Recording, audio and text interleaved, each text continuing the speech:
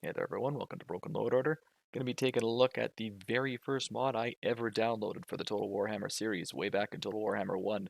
This is Why So Furious' Arbeonecromancer, so kick back, grab a drink and relax, and let's get to it. Wow.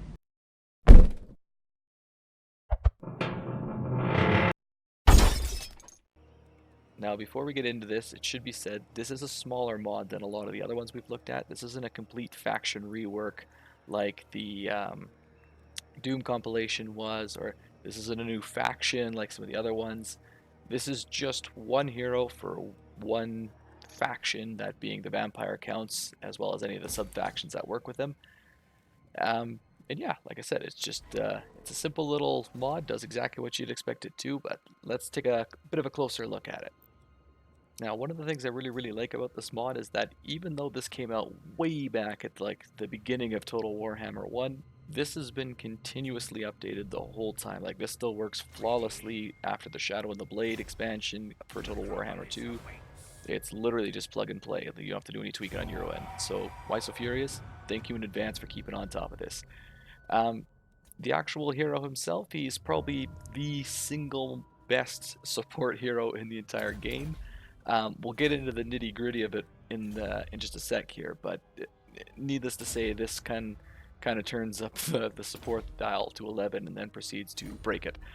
Um, as for the rest of it, that slots in perfectly well with both vanilla vampire counts or any vampire counts factions that have been added in through mods.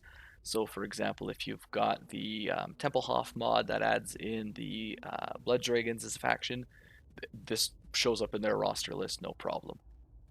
Now, onto the actual hero himself. So, like I said earlier, he is the premier support hero in the entire game. Like, this guy makes the Necromancer look like an amateur.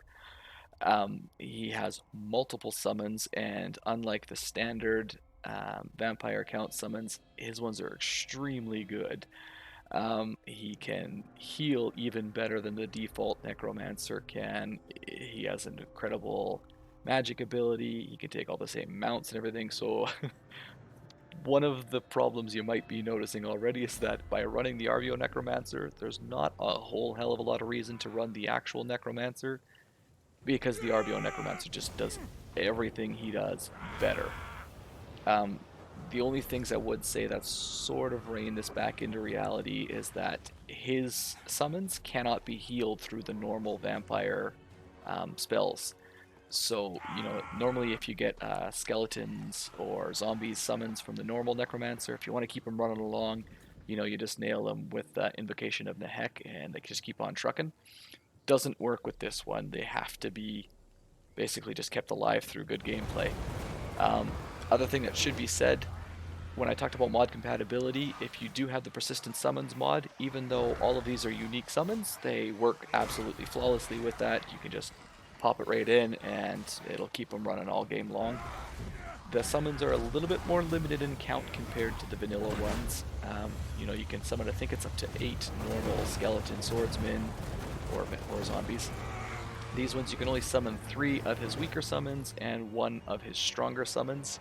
So, maybe rein back in slightly there, but ultimately, I mean, as you'll see in the battle footage, these are still heads and shoulders better than anything the Necromancer can pick up.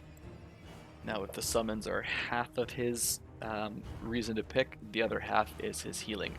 So, Invocation of Nehek is usually the go-to spell when you are picking the vampire counts, and for good reason, right? It's one of the only ones that can heal up and revive soldiers, as opposed to all the other spells in the game, which can only heal. The Arbeonecromancer not only has Invocation of Nehek, he can also run a separate healing spell too, so you can keep pretty much anything alive as long as you've got the Winds of Magic available for him.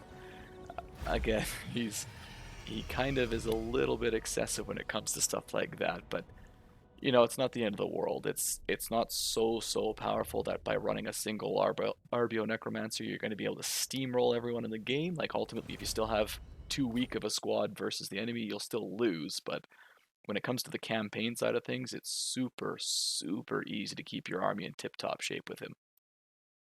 So, pretty short video then, but I guess we're on to conclusion time. So, should you get Why So Furious as Arbeonecromancer?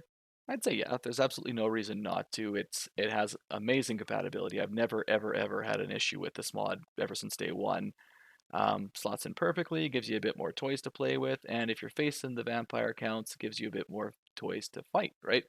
Um, I would say, yeah, pick it up for sure, keep it in load order, and then don't panic about it. That's going to wrap it up for today. I think next on the agenda, we're going to take a look at some mods for Lizardmen, probably starting with the Skink Campaign Agents mod, so stay tuned for that, and as always, thanks for watching. See ya!